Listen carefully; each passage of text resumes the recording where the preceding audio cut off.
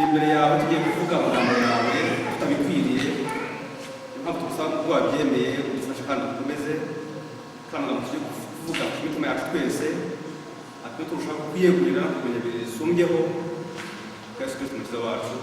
Amen. Mariko 10:13 umubyeyi umwe yarahagurutse yumvise yuko Yesu ari hafi aho ngaho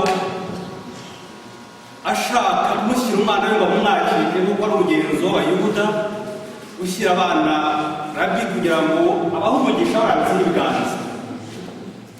Umubyeyi ageze ku wundi mubyeyi amubwira aho agiye ati ntabwo usigaye agifite umwana, nanjye mfite yuko Yesu ari gufata mu biganza maze akamuha umugisha. Maze baragenda bagera aho Yesu ari. Bageze aho Yesu ari basanze afite amagambo arimo kuvuga, maze abigishwa be barababangira. Babonaga yuko gushyira Yesu abana muri uwo mwanya ari ukumurogoya no kurogoya icyo avuga, maze babareba nabi barababangira. Maze Yesu bibonye nimuhasoma ngo Yesu ararakara. Yesu ararakara ababwira ati mureke abana bato bansanye ntimubabuze, kuko abameze batyo ubwami bwo mu ijuru ari ubwabo. Yesu yerenaga mu mitima y'ababyeyi bafite inyota yo guhereza Yesu abana babo kugira ngo abahe umugisha. Aho nasubye aho ngaho bavuga ati Yesu azi imibabaro y'imitima y'ababyeyi bose babyaye bafite inyota y'uko abana babo begerezwa Yesu. Yesu yarabizi yuko mufite inyota, azi ko mubikeneye kandi arabibakorera uko bukeye uko bwije. Maze Yesu avuga ati mureke abana bato bansanye. Yesu yakundaga abana, icyo ngicyo agihuriyeho n'abantu benshi. Mukunda abantu, icyo Yesu agihuriyeho n'abantu benshi. Abantu benshi bakunda abana, usibye ko abantu benshi bakunda abana babo, bakunda abana b'abandi. Ese mukunda abana banyu gusa mukunda n'abandi? Yesu yakundaga abana bose. Ntabwo Yesu yakundaga abana yabyaye, ahubwo yakundaga abana bose. Dore icyatumye Yesu avuga ati mureke abana bato bansange, kuko bameze batyo bagamije ari ubwabo. Yesu yavuganaga n'abantu bakuru, ari ab'idini cyangwa abantu basanzwe. Yasomaga mu mitima yabo nk'uko umuntu asoma igitabo, ariko usoma ku minwa yabo agasanga binyuranye. Ariko Yesu yavugana n'abana batoya, maze akareba mu mitima yabo agasanga ibyo biri mu mitima y'abana ari nabyo basohora ku minwa yabo. Aravuga ati ameze batyo bagamije ubwabo. Ubwo Yesu yavugaga ayo magambo kandi yakira abo bana, hari abandi bantu b'igiterane harimo umusore. Maze areba uko Yesu yakiriye abana, areba ukuntu abafashanya n'urukundo, bakiranye urukundo, areba ukuntu hari imigisha barambitse n'ibiganza, maze ibyo biramutwara cyane bituma akunda Yesu, maze akakeka yuko aba umwe mu bigishwa be. Afata icyemezo cya kigabo, kandi wowe nanjye dusabwa gufata kwiyemeza kuba umwe mu bigishwa ba Yesu. Ese amaze gufata icyo cyemezo mu mibereho yawe? Ntabwo bwami yari yawuzanye, ariko yabifashe atyo abikuye kuko abonye Yesu yakiriye abo bana n'umwuka wera aramumanukira, maze afata ubwami ngo ngiye kuba umwe mu bigishwa ba Yesu. Yesu amaze guhereza abo bana ababyeyi babo, ababyeyi barishima bagenda bakitara hejuru, maze Yesu nawe aragenda. Yesu yagendaga, umusore yaramukurikiye kandi agenda yirukanka. Ikimenyetso cyerekana yuko ikimwirukansa agikeneye, agifitiye inyota. Ese ujya wirukanka ushaka Yesu? Arirukanka umusore w'umutunzi, umusore afite ubutunzi bwinshi kandi afite umwanya w'ubuyobozi mu Bayuda. Aho nasomye ngo ari mu nama nkuru y'Abayuda. Ntabwo namenye niba yari umudepite cyangwa se yari umuminisitiri, ariko yari afite umwanya wo hejuru mu nama y'Abayuda. Maze agenda yirukanka yerekana yuko yari abikeneye. Maze ageze imbere ya Yesu, ntabwo atigeze kumuvugisha ahagaze, ahubwo yifata ku birenge bye, ikimenyetso cyerekana yuko yicishije bugufi cyane. Maze aramubwira ati mwigisha mwiza, nakora iki ngo mbone ubugingo buhoraho? Iri jambo wowe nanjye tukwiye kuritekerezaho. Nakora iki ngo mbone ubugingo buhoraho?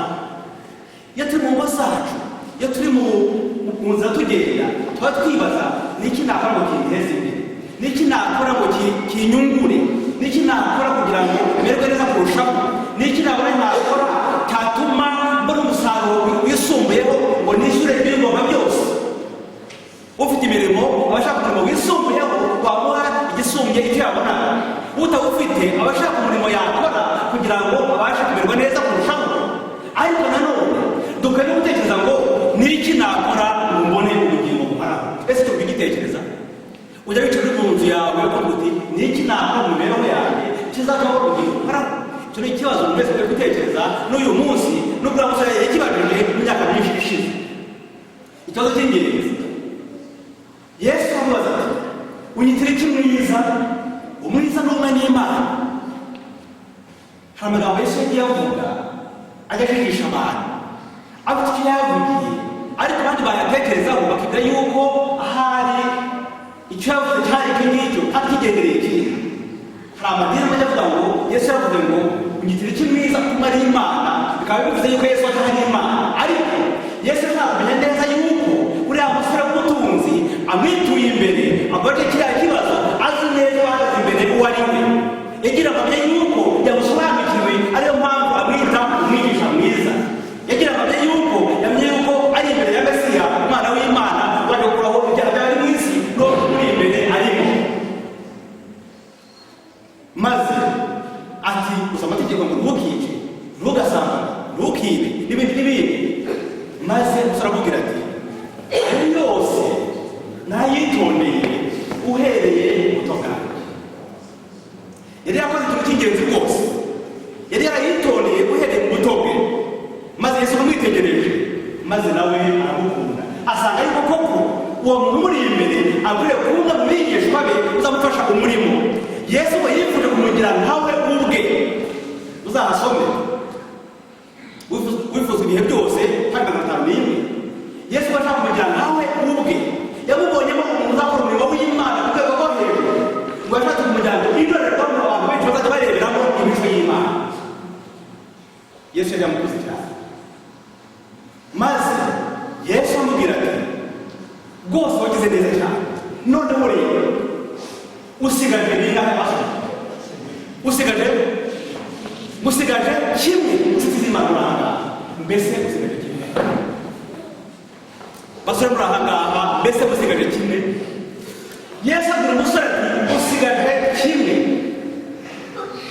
Umusore wicishije bugufi ari no mu buyobozi, akitura imbere y'ibirenge bya Yesu, yicishije bugufi rwose. Ibyo yavugaga gusaba Yesu kandi abasha kugira ngo buhoraho ni ikibazo yari abajije ngo ajye imbere ku mutima. Ntabwo yabeshyaga, ntabwo yaryanaga. Yesu ati ushigaje kimwe. Aho ngaho ntibaze nanjye ntibaze, ese dusigaje bingahe?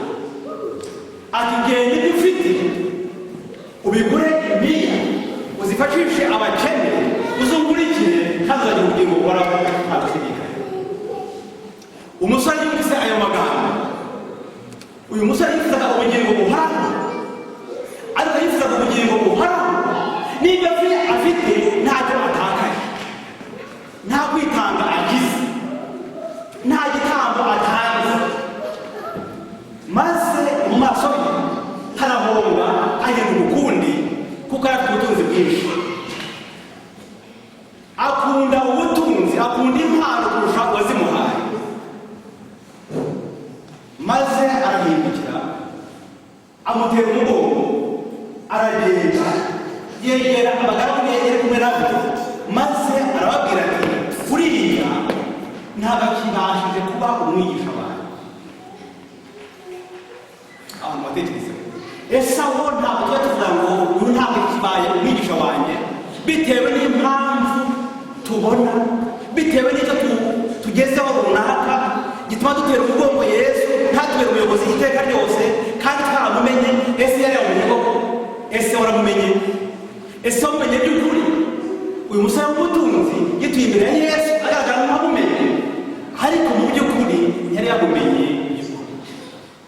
Kuko ibyo Yesu yamubwiye, iyo aza kubyemera uwo munsi yarahawe ubugingo buhoraho kandi budashidikanywa kandi budasubirwaho. Ariko ubutunzi yari afite n'umwanya w'ubuyobozi yari afite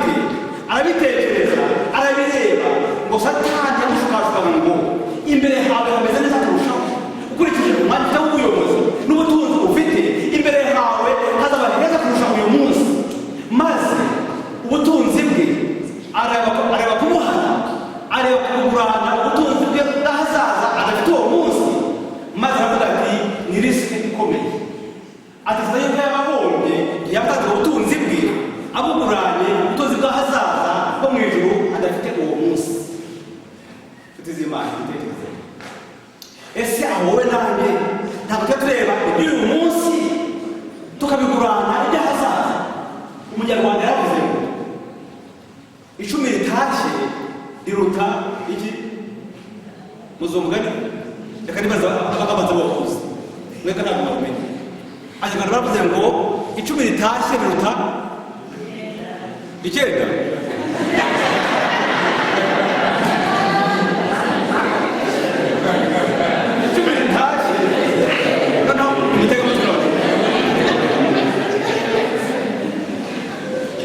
Nimutega amatwi noneho tugiye kuri ruhande.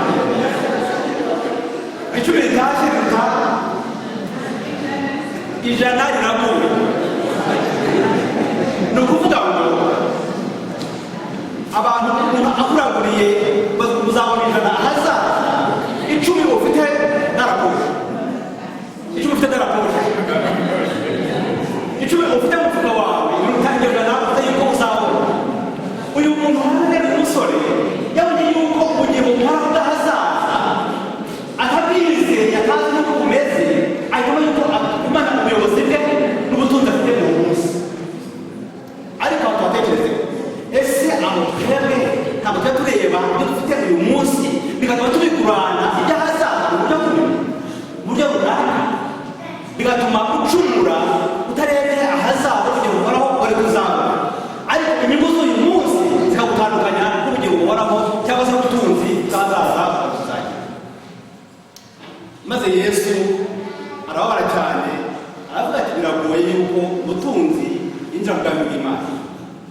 Abantu bari aho ngaho bibwiraga yuko ubutunzi abantu babona ari imigisha Imana iha abantu bitewe n'uko ari abakiranutsi, bakabona yuko gukira bigeranye no gukiranuka, bakabona yuko ndetse n'abakene n'abafite ibibazo ari ibihano Imana ibaha n'ibyaha byabo. Maze niyo bavuze bati nubwo bimeze bityo se hazakirwa nde?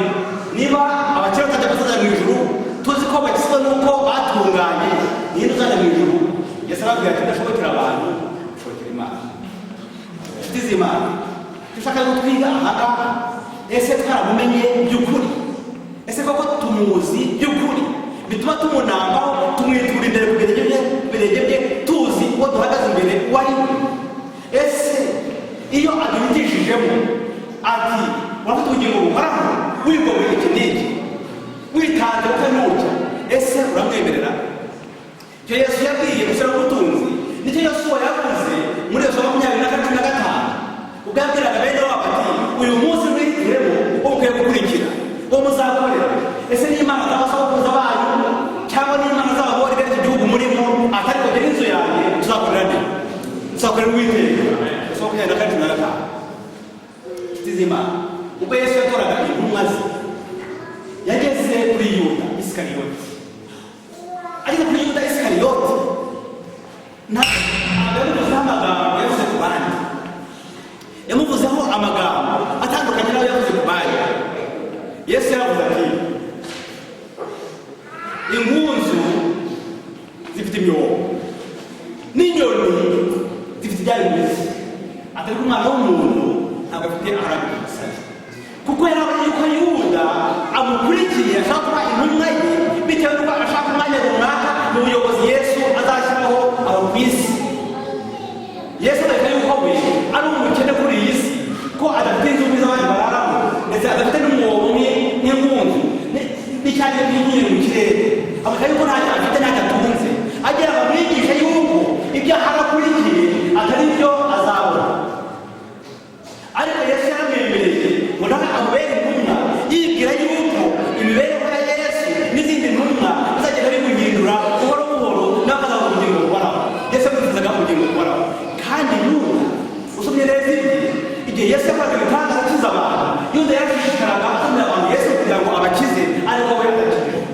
Inshuti z'Imana, ubutunzi bwacu, impano Imana yaduhaye zigomba gukoresha gutekerezwa Imana. Nicyo Yesu yagera kuri amutunzi kugira ngo ubutunzi afite afashisha abakene kugira ngo bugire umumaro umurimo w'Imana. Impano z'umwuka, impano z'iby'umubiri zose kandi kugira ngo zikore umurimo w'Imana.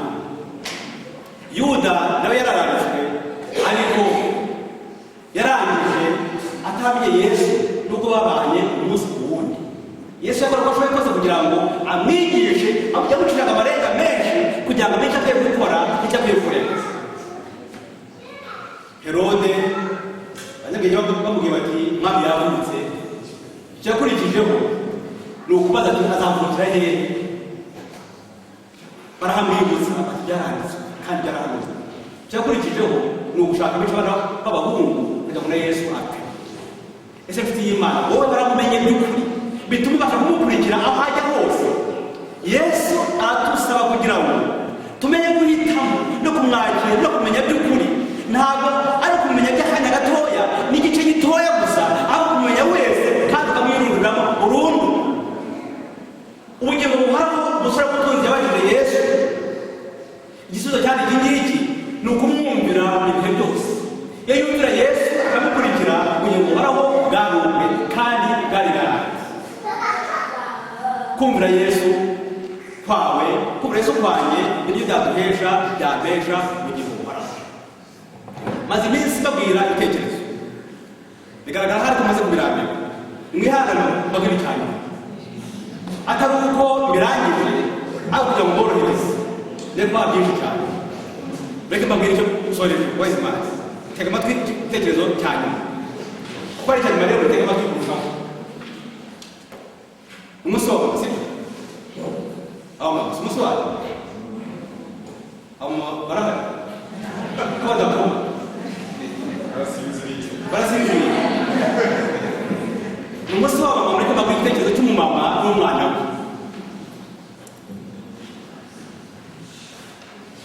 Umwana w'umukobwa yabwiye nyina babanaga bonyine ati mama, kuki uri mubi? Kuki uri mubi cyane bigeze aho ngaho? Mwibaze umwana akubwiye gutyo, uri umwana wawe, wakumvise ute? Ababyeyi mwabyaye, umukobwa wawe bakubwira ati mama, kuki uri mubi? Wakumvise gute? Kuki uri mubi bigeze aho ngaho? Ntabwo ubu yavugaga ari ubwishusho, ntabwo ubu yavugaga ari ubw'umutima cyangwa se bw'imico ye, ahubwo yavugaga ububi bw'ishusho ukwasa. Ishusho ye, kuki uri mubi bigeze aho ngaho? Iyo ngiye mu biruhuko nkajya gusura abandi bana twigaga, mbona bafite abamama beza cyane, ariko wowe uri mubi ku buryo iyo bambwiye ngo baza kunsura mbangira kugira ngo bakubone.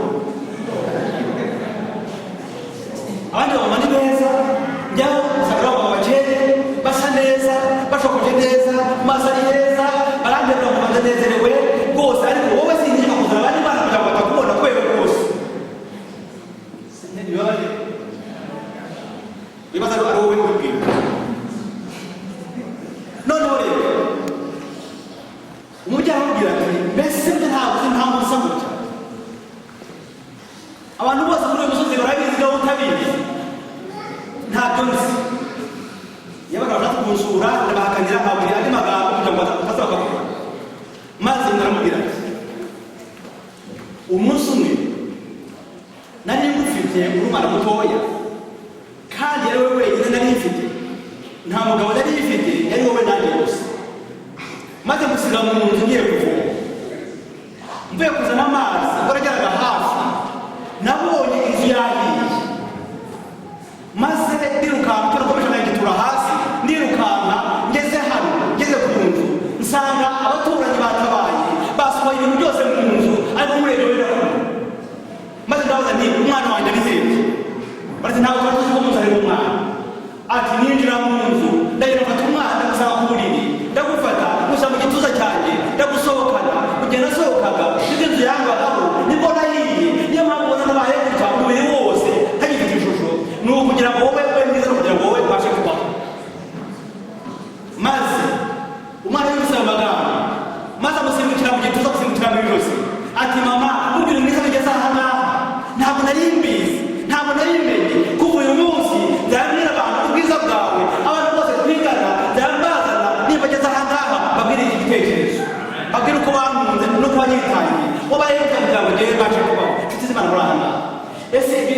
yadukoreye urabizi. Ese icyubahiro yasize mu ijuru akaza kuri iyi si agapfa urupfu rw'agashinyaguro rusuzuguritse abantu n'abajura n'abagizi ba nabi. Ese icyo ubitekerezaho? Icyo yakoze cyabaje gutuma umubwira abantu bose